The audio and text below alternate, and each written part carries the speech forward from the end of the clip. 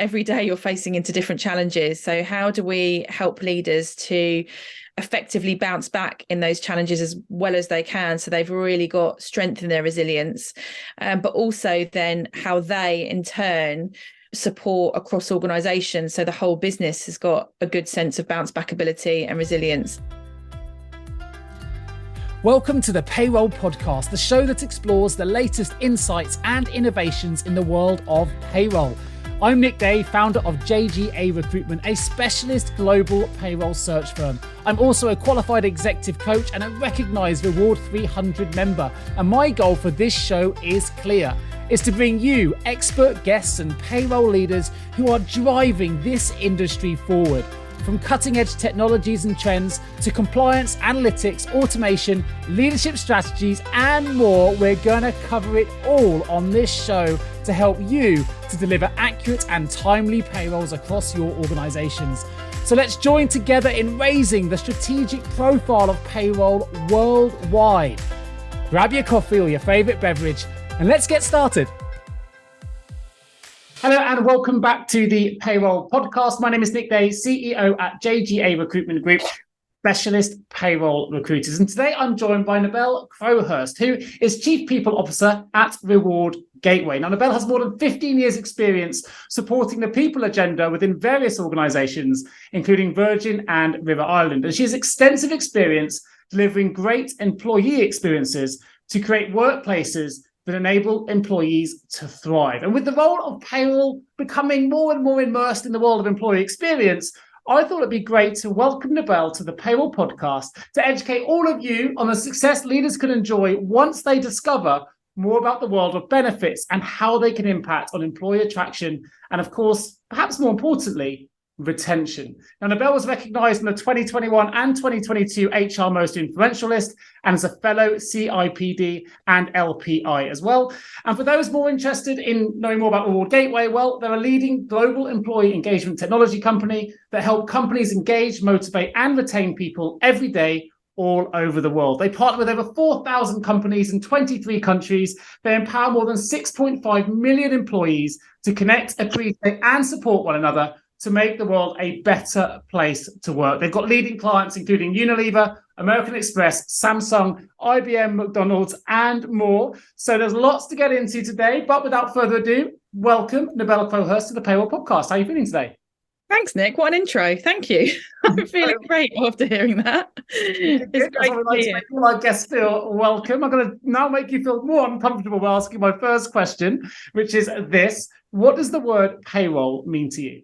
Yeah, good first question to start, given we're on a payroll podcast. But also, interesting one for me because I'm not what I would call a payroll expert. I'm here to share things more broadly. But payroll for me is very much about making sure that we get the core foundation of what we do to support our people in organisations, which is essentially pay them on time and pay them correctly, and make sure that they've got the right set up around tax and those kind of things. So for me, some of the great work that we do in HR is more broadly around employee experience. But if we don't get the core foundation of paying people right, then we may as well not bother with the other stuff, right? So that would be my first thought. I mean, that's a pretty good start. I think it says to me, more about payroll than perhaps you let on. I think something that's really important, and if people are wondering where we're going to take this direction of today's show, it's about the relationship really between financial wellness, employee wellness, and how actually with the cost of living going up and the cost of living crisis that we're suffering at the minute, we now know that payroll can play a fundamental role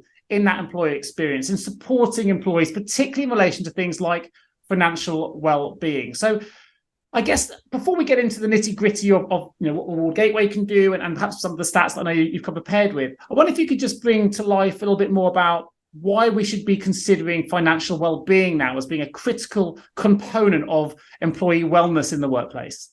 Yeah, for sure. So I think for some time now, we've talked about the importance of overall well-being in organisations, but perhaps not emphasised financial well-being. But the reality is, if we don't focus on financial well-being, given where we're at in terms of the cost of living crisis and the challenges that we're all facing on a day-to-day basis with our our money not stretching as far as it has done in the past, if we don't focus on financial well-being, we're actually having a direct impact on people's mental health and mental well-being, and no doubt actually holistic health, so physical health and overall emotional health. So organizations that have got a well-being focus, that's a great starting point, but really emphasizing the financial wellbeing piece is really important. And when we look at our trends report and the data that we've got from that, we were able to see that 70% of employees cited that they had long-term mental health impacts from the cost of living reports. That's a really high number of people. And so we know that we've got to make some level of difference in the way in which we're supporting people and enabling them to make their money go as far as possible to reduce some of that stress and that mental impact. Fantastic.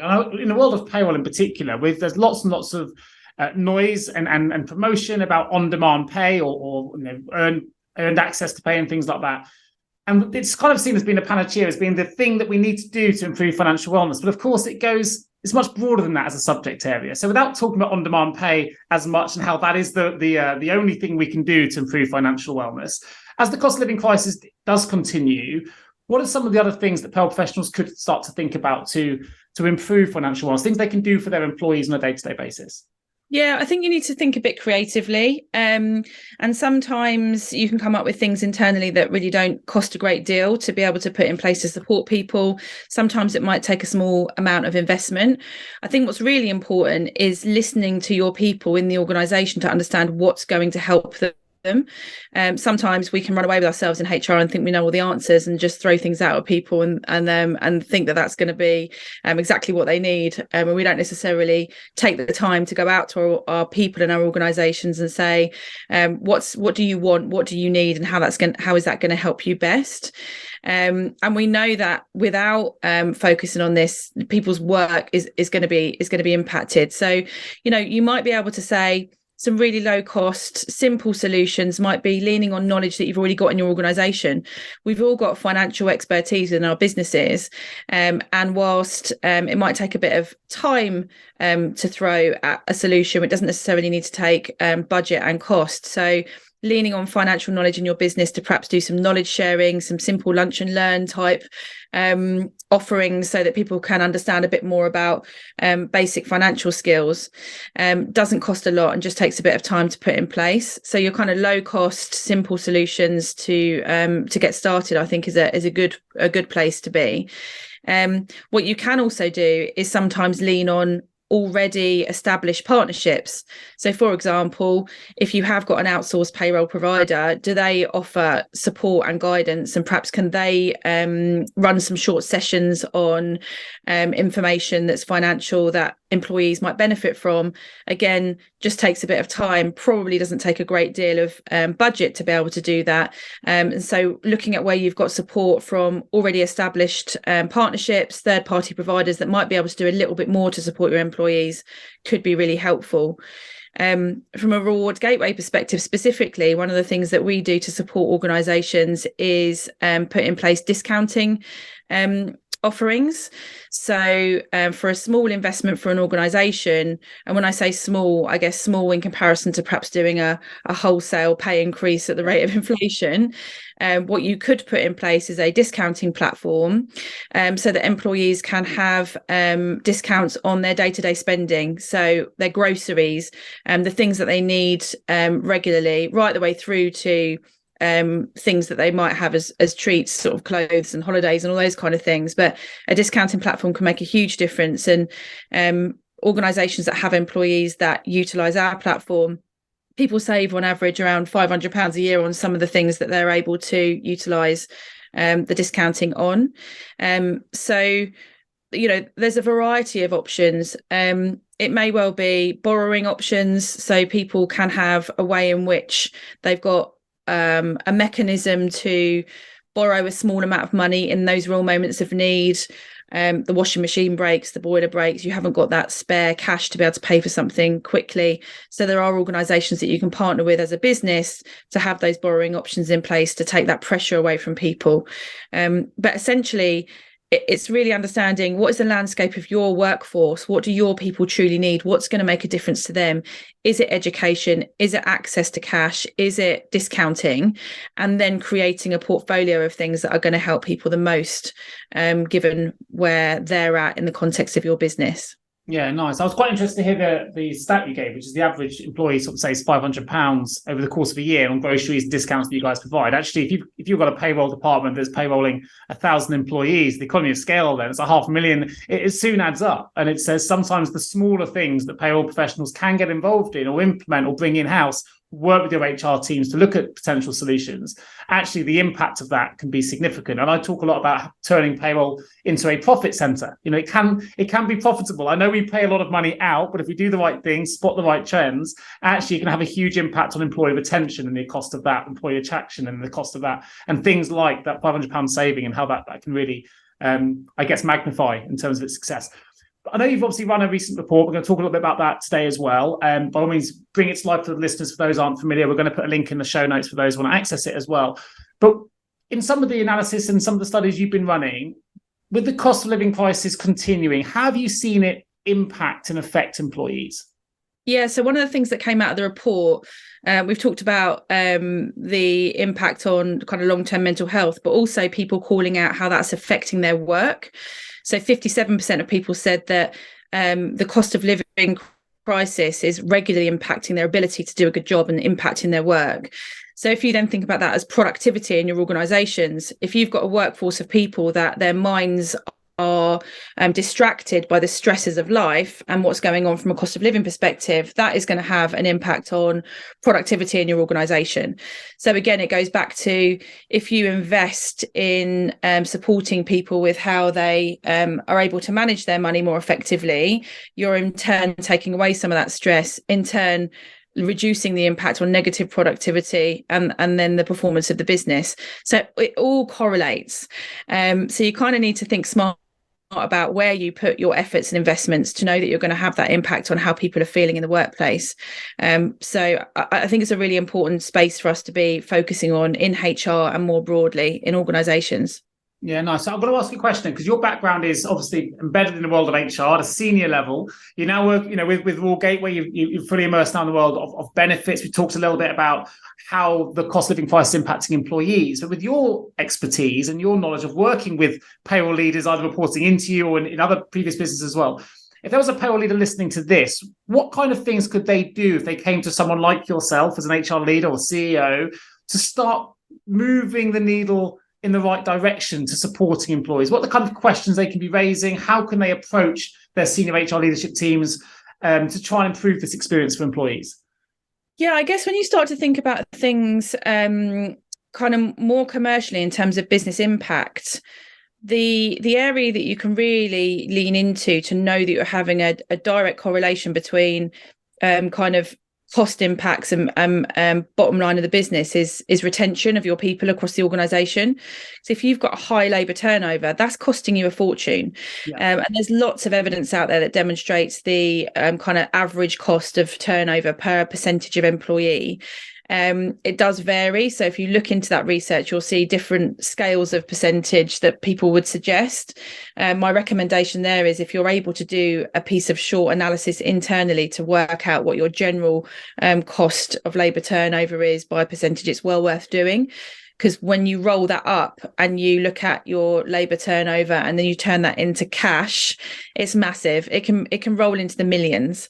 Yeah. So if you're thinking savvy and you look more broadly and say, okay, we can demonstrate that our labour turnover is at 18%, and what that translates into is X amount of £1 million off the bottom line. If the things that we deliver support people more effectively and reduce that labour turnover, we can have an impact on sort of saving costs. I think CFOs, CEOs, COOs, they're going to stand up and listen to that. They're going to pay attention, because essentially what they're looking for is the financial business performance metrics that are really, really important for business success. So that would absolutely be a starting point. What do those labour turnover figures look like? And how can we reduce those to then reduce cost across the business? I absolutely love that response, Nebel, particularly because the world of payroll now, with automation coming in more and more, it's moving towards being a more of a strategic function anyway. You've given a great example of how you can use the data they've got at their fingertips, which is so much, and use that strategically to support broader organizational goals in an intelligent way that saves money. I know as a recruiter that talent is expensive. I know it actually costs our business to find the talent we place for organizations, but also because of the bills that we invoice to make our commercial enterprise work, that it's expensive to find good talent as well. So if you can retain that talent, it just makes good commercial sense. We're going to talk about more of that as we go through the show. For some of the payroll professionals listening to this, though, or even HR professionals as well that tune into the show, they may come back and say, that's all great, Nebel, but actually, a lot of the things we're talking about, we can identify trends, but we also need budget. Maybe our software doesn't give us the analysis we need, or maybe some of the things you want to do is just requires investment from the bottom, from top down, bottom up, whichever way you want to look at it. So what can leaders do to maximize the investment that they can make? And how can they ensure that when they do make that investment, employees, that the important people at the bottom of all this, actually see the benefits? Yeah. Absolutely. The budget piece is never going to go away. I don't think I've ever been in any company where someone said, "Oh, I've got more than enough budget to do the things I want to do." Right? We're always wanting more budget, and we've always got to work smarter with how we're utilizing it. I think one of the things that's interesting is if you look at any organisation or you speak to HR or payroll professionals, I'm sure they'll say, "Oh, we do loads of stuff. We do loads of things to help with wellbeing. We do loads of things to support people's financial wellbeing, mental health, physical health, emotional health." But the question mark is how much of that is actually getting through to people in the organisation. So within the trends report, what we got is a really interesting disconnect. This is, of everything that I read in the trends report, one of the things that stood out to me most personally is that the report said that 82% of HR leaders said that they were offering wellbeing support into the business. That's really high. Brilliant. Well done, HR. We're doing a great job. We're delivering this all this great stuff to our people. But then only 44% of employees say that they had access to support. There's a huge disparity between what HR think versus what our people in our organisations think. And so the biggest question there is why? Like, what's happening there? Why is it we believe that we're providing great support mechanisms, but our employees are not connecting with it? And so when you ask the question about maximising investment, some of it is as simple as, how well are we communicating this stuff in our businesses? Because chances are you've got stuff that you're already investing in, but it's just not being utilised. So we need to get better at communicating so that people are aware of what's available to them and they can take advantage of it. But the communication piece then needs to go two ways. So we need to then be saying to people, hey, we're providing this. Is it what you need? Is it what you want? Do we need to change what we're providing to you? So that it actually connects with what's going to make the biggest difference. Because what you might be doing is investing 5k in something that you think's really great.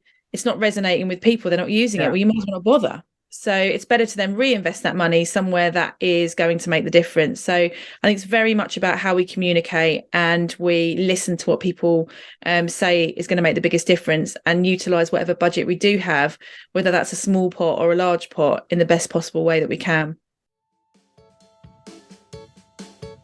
Have you ever asked yourself, how can I recruit payroll staff effectively? Please don't give up on your recruitment project just yet. Here at JGA Payroll Recruitment, we appreciate the difficulties associated with attracting, recruiting and retaining top payroll talent. We also understand just how costly a poor payroll hire can be. JGA Recruitment are a niche payroll recruitment agency who will partner with you to resource payroll candidates who will improve both the accuracy and efficiency of your payroll department. Contact us today on 01727 800 377 or visit jgarecruitment.com to find out more. Yeah, I love that response. It also humanises the role of the payroll professional now, right? It's about asking questions and being real with people, asking surveys, getting them feedback back. There's a saying that popped into my head when you were talking about that, which is, I don't know if I get this right. It's easy to count how many seeds are inside an apple, but it's impossible to work out how many apples one seed will make. And the reason I mentioned that, right, I'll make it relevant, is the fact that when you were talking about, well, we do this, and this, we do our 5 wellbeing initiatives, and that's great, but often we can shut the box there going, we're doing enough. But unless we know those 5 things are having an impact and people are receiving them in the right way and utilizing those things, it's irrelevant. You can count the 5. You don't know the impact that could have. And actually just one of those things could have a huge impact, whereas the other 4 could be doing absolutely nothing. And that's the analysis piece. So I was getting there in a weird Apple type way. That's what came to mind. Tell me a little bit more about the employee engagement trends report and some of the key stats or key findings that people can find within that report, because some of them are really interesting. Yeah, I mean, like I've just said, the one that really stood out for me, and I think it's because I read it, from my own perspective as a HR leader, was this disconnect piece. And I think that really resonated and made me stop and think. And I was like, that's, actually, what do I need to be doing differently? What's happening in your own organisation to say, well, is this resonating? Is this connecting with people? There's a really in-depth overview with lots of insight around the difference that we need to make as HR professionals, the things that people are saying that they would like to see from HR. It's quite a lengthy report, so I would definitely suggest downloading it. If you haven't read it already pre this webinar, download it, have a read through. Some of the things I've referenced already around the impact around mental health and the cost of living is called out and explained within it. So it's a really broad report with in-depth insights that I think for anyone reading it will make you kind of stop and take stock and really question what you need to be focusing on within your own business. Yeah, nice. And for those interested, there will be a link, as I mentioned before, in the show notes. So you can go straight through the show notes of this episode, click through and access that report as well. So, okay, let's say then, hypothetically, we've identified some of the things that our employees need. We've done our surveys, we've secured budget as well, potentially, and we've started to put these programs into place. What's the next step then for payroll leaders that have very successfully managed to do that? Maybe it's outside of their comfort zone. They're starting to think strategically. They've got these programs in place, but they want to maximize that investment. They want to make sure the employees truly do see the benefits. What do we do in phase 2? I think it's really important that you continuously assess whether something's working or not. So we've talked a little bit about communication being two-way. And like you've said, you have some examples where people kind of, we've delivered 5 things, great, tick the box, close the door, but we'll move on. Actually, the way in which we support people across organisations is constantly evolving. So you may well find that in this moment right now, what you think is the right thing to deliver is right for right now. But in 3 months, 4 months, 6 months, that might change. And we can't lose sight of the fact that people's needs are ever changing because the world around us is ever changing. Like from a business context, we don't just sit still as an organisation and say, well, this is what we're doing and we stay as we are. We actually pay attention to what's going on in our wider marketplace, and we have to adjust what we're doing to meet the demands of customers externally, and we should be doing the same internally. So my approach on that, so for many years now, I've really lent into kind of agile principles and thinking about how you utilize agile within HR practices.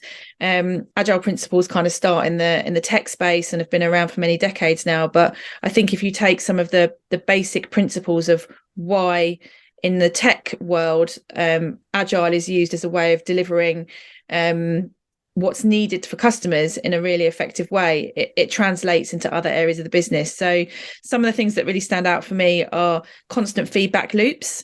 So we've delivered something that's great, but how do we then constantly check in with the business to say, is this still what you need? And if it's not, what do we need to do differently? Thinking carefully about prioritization. So that feedback helps to inform how we prioritize what we're delivering. Do we need to deprioritize something, stop investing in it to invest in something else, so that we're constantly staying relevant for our people in the business? And collaboration. So again, it goes back to my point earlier where I said, we sometimes in HR think we know best and we'll go, yep, this is what the business needs. Well, let's co-create with our businesses. Let's have conversations with people and understand how their ideas might feed into the solutions that we deliver. So constantly collaborating with our internal customers, our people in our businesses, to evolve and adapt what we're delivering so that we are making the best possible impact and investing in the maximization investment is making the biggest difference in what we're doing. because we're facing really challenging times. We continue to face challenging times. HR's never easy. No. We've got huge impacts on our day-to-day working. The inflation piece isn't going away, linked to the cost of living. The ripple effects of the last few years, the pandemic still sits with us, and we're still working through that in terms of how we operate in organisations. Budget is never going to be something that's easy. We're always going to have to be able to demonstrate really well how we're utilising the budget to have the most impact. So certainly some of those agile ways of working I've found in my career, in my experience, have had a useful way of being able to make sure we're continuously investing and getting the most from our investments. Sure. I think you touched on a few interesting points there, because it's within, you mentioned the pandemic, and we're still talking about it, but absolutely right that we do, because the impact of it is far reaching. Yeah. And the thing we do see is, when you talk about agile a lot there, when we're in challenging times, that's actually when we innovate the most, when we need to be most agile, and we discover sometimes what really works, when we get really torn down to our base parts and what's working, what isn't. And some of the things that have come out of the pandemic, one is, payroll departments, HR departments know who you are. You can work remotely. That was never seen as something possible pre-pandemic. We're now seeing the advancements of technologies. You talked about tech stack, and it's one of the things that often is the first to start to evolve in these kind of crises. So we can go into that. On-demand pay being one element that's really touching on the payroll process. Another one is transparent pay slipping or payroll dashboards, and the idea of looking at a pay slip, which I think links nicely to financial wellness, when someone can look at a pay slip and understand where you're being taxed and where things are going, that I think is quite intuitive and quite, really helping people to understand their finances better, which means you can make better decisions moving forward. And interestingly, I had Robert Hicks on my sister show, the HR and LD podcast, back in May 2021. And at that point, you had 1,800 clients. It's growing now to 4,000. So it tells me as well that people are thinking about benefits and reward in a totally different way to what they were only, May 21, 2 years ago, not even that, which I think has been a real evolution in the world of not just benefits, the world of payroll and the world of HR. Yeah. I guess what I want to get to in summarising those elements is, where do you see financial wellness sitting then in the future? Do you see it always sitting as under HR, in a sense that HR responsible for the people element, or could it sit under payroll, where they are actually directly responsible for that payment part of the process, for that benefits administration part, for the transparent pay slipping, the on-demand pay, and whatever's to come in the future? We're obviously talking a lot about the evolution of payroll on this show, so I'd love to see, from an HR leader's perspective, where you see that relationship in the future. Yeah, it's the landscape you just painted there is absolutely right. There are so many things that are continuing to evolve, and actually the rate of change and the trajectory of change gets faster and faster with the introduction of new technology. That's what technology does for us, right? So it creates efficiencies, it creates advancements in the way in which we work. But specifically your question around where do these kinds of things sit? I mean, my view of the world is very much around collaboration. So I don't think it sits in one place or the other. I think it actually sits in a variety of places across the business. You could argue that holistically, HR and people teams have the sort of overall sort of breadth of sight across an organization in terms of everything that's related to supporting people to be able to do their best work, and as part of that, then it's really closely collaborating with payroll teams on some of these new technologies that are coming in to enable people to manage their money more effectively. But it's just as much about collaboration into the wider leadership team in the business, the management team across the business. So I think it's more about stepping away from traditional silos of this is my bit, this belongs to me, and I deliver this piece, to we're an overall organisation that needs to support from lots of different angles, and how you break down those silos and how you work collectively to best invest, to provide the best possible support, rather than it being one place versus the other. Yeah, nice. So picking up on some of the words you've used there, you use leadership, you use management, silos, support, investments. With all that in mind, we've talked a lot about the employee experience and how, reward-based initiatives can really support their well-being and financial health and things like that. What about the leaders themselves, though? I don't know if the report's giving any analysis or any stats, but what can we do to help support the leaders to support themselves, if that makes sense? Yeah, for sure. It's a hard job. It's a hard job being a leader in an organisation, role modelling the right behaviours, supporting people as best as you possibly can do, given the scale of impacts that we have from the wider world. Some of the things that we've mentioned already around inflation and pandemic and Brexit and all those things that are hitting organizations. And I think, again, this is where HR has a role in partnering with leadership teams and management teams across organizations to support them in terms of their resilience and their kind of, I call it bounce back ability, right? So every day you're facing into different challenges. So how do we help leaders to effectively bounce back in those challenges as well as they can, so they've really got strength in their resilience, but also then how they in turn support across organizations, so the whole business has got a good sense of bounce back ability and resilience, and that doesn't necessarily come easy, but it all loops back into well-being and the strength that people have around their mental health, their physical health, their emotional health, and the things that we're doing to encourage people to take care of themselves, to make sure they have downtime so that they can actually recuperate, recharge, and be on fine form to be able to do the best job that they can do. And this is why the wellbeing piece is so important overall. I think there's another piece that you can explore as part of this, and it's one of the other things that you'll see as part of the trends report, but the power of recognition in organizations and how that makes people feel. So one of the things that came out of the report was a piece around the impact of just saying thank you. So 72% of people said that their well-being would improve just through some simple appreciation, and encouraging leaders and role models and managers and businesses to just take the time to say, thanks, you did a great job. I really appreciate and I really value you, because that just makes you feel good. And just those moments where someone thinks, oh gosh, I'm working really hard, and actually someone said thanks, I feel appreciated, it can have a huge lift on how someone feels. No, of course, that's not going to take away someone's life pressures or financial pressures, but it can contribute to creating a better culture across a business that people feel safer in, they feel valued, they feel appreciated. And it can really be as simple as just saying thanks to people when they've done something that's been a good piece of work. Absolutely love that. Words are so powerful, and we can take them all forward. Thank you, and you've done a great job, and how that makes people feel. I've talked a lot on the show, both shows, in fact, in the past, that actually these are things that we can often do for free as well. So if you can even thank an entire team with a LinkedIn post, it's often way more powerful than actually spending money on, doing something internally that no one ever sees, because they're the things that get shared with family and friends. And look, mum, cousin, whoever it is, this is what I've been doing. This is why I've been so stressed recently. And look at the outcome. And these are often free things, which I think is really, really powerful. I love the bounce back ability term. I think it was first coined on Soccer AM. I'm a football fan, so I'm quite happy when you brought that one up.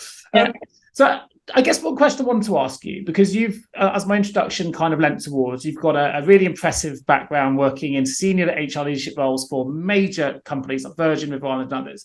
Moving into this, I'm sure reward was always part of your remit in those roles as well, but moving into a reward-focused business, as Reward Gateway is, and I'll ask you to tell me a little bit more about Reward Gateway in just a moment. What's been your biggest learning curve or biggest surprise, whichever way you want to tackle that question? But in relation, in terms of how reward relates to employees, and perhaps if we think we know it in HR, and suddenly you're immersed in this world and it's not exactly how you thought it was. Yeah, well, I think actually it's a positive spin, because you mentioned Robert earlier and his role at Reward Gateway, and what I've walked into is an organisation that provides the most amount of benefits and reward that I've ever experienced in any other organisation, and that's come from years of work of building up that foundation. In fact, I think we've got almost 70 different benefits that we offer to our people, so please don't get me to list them all, because I won't remember them all, but they're so broad. Some of them are really small things that just make the biggest difference, and some of them are really big initiatives. So walking into that and feeling fortunate enough to be part of an organisation that truly takes care for what it provides to its people, and realizing that has a direct impact then on the performance of the business is a real joy. So that's been a wonderful thing to step into and be part of with Reward Gateway. I think one of the other things that's really stood out for me that I probably didn't quite realize coming from outside into the business, but that I'm really appreciating, is the depth of insight and data that's used to help partner with our clients around what's the best solution for them in their organizations. So, you know, the fact that we've done this extensive trends report and that insight helps us to shape what our products look like so that we can provide really great solutions for what organizations need at this point in time. So that piece around data and insight, you know, we talk about that in the HR profession, and we talk about being kind of evidence-based in our practice. And I think we can continue to get better at that. I think, if anything, payroll people are probably naturally more analytical than wider HR people. And so that's great. We should be leveraging more of that, because the sort of analytics and the data and insight that we can use to help inform the decisions that we make, to help us better prioritize, I think is really powerful. So actually it's been a really joyful thing for me to be able to come in as a HR person that's worked in lots of different industries across lots of different businesses, but now be part of a business that is all about HR and people. It's a really great space to be. Yeah, nice, fantastic. And one thing that's really interesting from my perspective, I know looking in, is that report's been generated from feedback. You've asked people, they've responded. And when you talked about insights, well, that's giving you awareness. Awareness leads to insight. Insight leads to action. And now you can action and do the things they want. And actually, this is something payroll people can do. They've got access to data. They've got access to information that will allow them to ask their employees whatever they want around what they're happy about. You know, do they want different in terms of the way they're paid, the way their benefits are done, what are they using, what they're utilizing. They can look at the data and the analytical mindset you mentioned. What benefits currently are being utilized? What aren't working? Where are we losing investment? And I think all of this is actually all about the evolution of the payroll professional. This is about humanizing the world of payroll, being more strategic and using your analytical skills wisely, and just asking more about what your employees want. We made a simple change here. I was an entrepreneur of a small business. I never realized the impact it could have. But we've always committed certain things to charities, but we've defined as owners what that charity is. This year we've changed it and said, actually, every employee has a charity day. They can take a day off work, paid, and they can do whatever they want for charity. Would you rather do that? Would you rather have a corporate, we choose that? And they've all opted for their own charity. And actually, I never knew, but historically, we've probably been asking them to do stuff for charity they're not even invested in. And it's just had to ask the question. And I love that example. And that's exactly it, right? Ask the question. And actually that will have had no negative impact on your business, making that change away from a corporate charity into whatever people want to support. But then positive impact in terms of engagement will be immeasurable, probably, with the way in which people feel and how they will recognise that that's had an impact on things that they genuinely care about. I love that. And they feel listened to, which is so important as well. You mentioned earlier, just kindness is or words, or, you know, manners and kindness cost nothing. And we can do that. No matter what function we work in, HR, reward, payroll, benefits, pensions, doesn't matter. So last question before we open the vault, Nebel, and that is, can you tell us a bit more about Reward Gateway? We talked about it a little bit, 70 plus benefits offered. I've talked a little bit about the introduction, but bring it to life, particularly for payroll leaders that perhaps are at a precipice now and are thinking, I've got the opportunity to change things and to be more strategic and bring different benefits in-house and really improve that employee experience. Why might Reward Gateway be a potential partner for them? Yeah, for sure. So essentially, we're a business that partners with organisations and with HR teams to help improve their overall employee engagement and the overall experience for employees. And really, it's about what I mentioned just before around making workforces more resilient. So some of the things that we offer really contribute to that in the way in which HR teams and business leaders support their people. We're supporting, like you said at the beginning of the call, over 4,000 companies, 23 countries. So we've got a really broad mix of size and scale of organisations that we partner with. And what I think we do really well is we're able to adapt how we support our different clients and the different size and scales of their organisations for exactly what they need at the point in time that they're at. And the things that we offer are variety. So we've touched a little bit on the discounting platform. So providing a mechanism for employees to be able to receive discounts on all sorts of different retailers. We partner with just under 2,000 retailers. So many different people that we partner with that enable discounting. We support businesses with reward and recognition. So we've touched on recognition in this conversation, but we have a platform that enables people to recognise great work in their organisations. And like we've just said, we know that has a huge impact on engagement across businesses. We have a Wellbeing hub. So organisations can tap into that and the variety of things that we provide.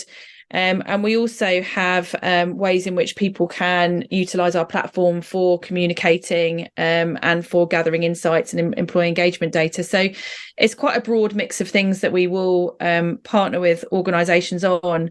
And even when you go back to the sort of the discounting piece, there are other things that we can build into that, like cycle to work offerings, childcare vouchers, car leasing, lots of different things. So I would without it being too much of a plug, if people want to know more, then get in touch and we can talk you through some of the things that we offer so that we can have an understanding of what might be most suitable and most helpful for your businesses, for sure. Super. And there will be, of course, a link in the show notes as well to all Gateway sites. So you can click straight through to that very easily. Just go to the show notes of this episode. Last but not least, let's open the vault. 3 short, sharp questions. A little bit interesting for you because they're payroll related, and it's always love asking payroll questions to an HR pro. So here we go. One piece of advice you would give to someone working in payroll right now? Stay up to date with all the changes that are going on with taxes. Because I know I would be leaning on my payroll person for me to be able to go to them and go, what the hell's happening? So be the expert for us. Super. If you had the power of foresight and could change the entire payroll industry with one action or improvement, what would that action or improvement be? Wow. 0 errors on pay. Yeah, we can't go wrong with that really, can you? It works. That's cool. And last but not least, I guess in your experience, this might be a different response to what we usually get, but having worked with payroll and having payroll reporting into you as well, if payroll was a song or a movie, what song or movie would it be and why? Oh, wow. I've caught you off guard with that one. I don't know why it's just coming to my head, but I'm Singing in the Rain. That'll do. It's a new one. It's good. There you go.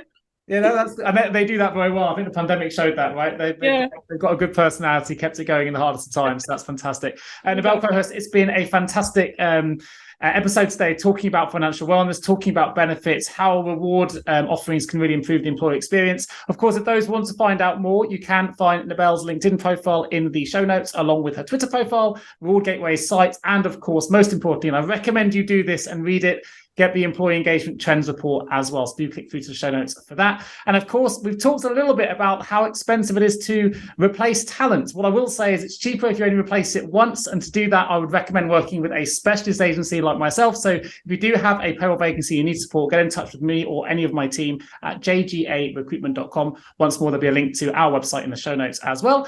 Just leaves me to say one huge thank you to Nebel Crowhurst for joining me today on the Payroll Podcast. And I look forward to being the next episode real soon. Thank you, Nebel. That's all for this episode of the Payroll Podcast. I hope you enjoyed our discussion today and gained valuable insights and inspiration to advance your payroll career or your payroll operation. If you haven't already, please do subscribe to the show so you never miss a future episode. And if you found this podcast helpful, please take a moment to leave us a little review on your preferred podcast platform. It's your feedback that really helps me to improve the show and, of course, attract new listeners so we can continue to raise the profile of the payroll industry for all. Finally, if you know anyone who could benefit from this payroll podcast, please do share it with them. Let's spread the word and build a vibrant community of payroll professionals worldwide. Thank you, of course, for listening. My name is Nick Day. Please do look me up on LinkedIn and send me a connection request. In the meantime, I look forward to being with you again on the next episode of the Payroll Podcast real soon.